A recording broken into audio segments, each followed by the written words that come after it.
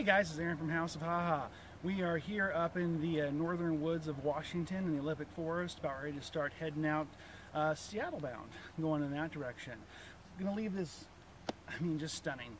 Like moon and indoor, kind of beautiful sort of forest. It's been absolutely beautiful. We've loved our time here. Got to move on to the next place. However, it made me think of a story I want to tell you guys about something that happened during the first couple weeks of our trip that we neglected to document. We were driving through the Klamath National Forest in Northern California, down the road, Highway 96. This is the Bigfoot Scenic Highway. This is probably somewhere in the neighborhood of like maybe day 11 after we left Phoenix and start on the road living nomadic. We pulled into the Klamath National Forest. We're driving through there, and the sun started going down, and it started raining. We were having some troubles finding a campsite during that day.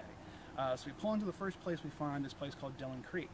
And I should point out the fact that my attitude at that point in the trip is extremely different how it was on this point in the trip.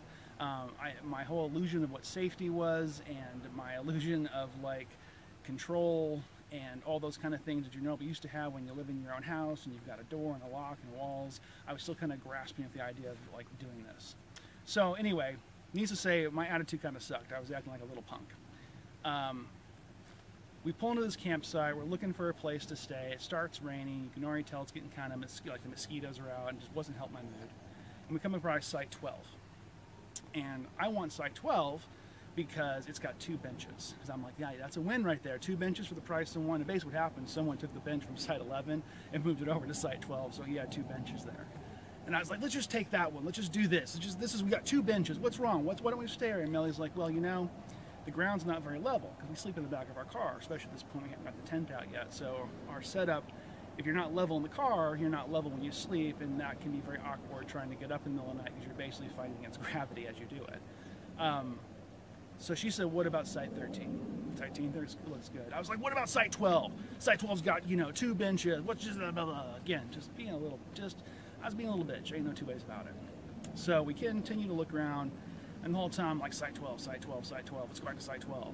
And Melody just goes, you know what, you seem a little obsessed with site 12. So if you really want site 12, let's just turn the car back around and go back to site 12. If that's going to make you happy, let's just go back and do that.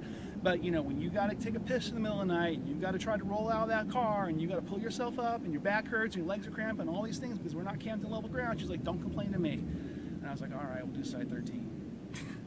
So we pull in site 13. We set up. It's the one she picked out. Later that night, we're cooking dinner, and we hear a crack, like this huge noise off in the wood, and somewhere off in the distance, like a giant tree had fallen. Never heard that before. And, it freaked me out, and I was like, oh my God, that was amazing.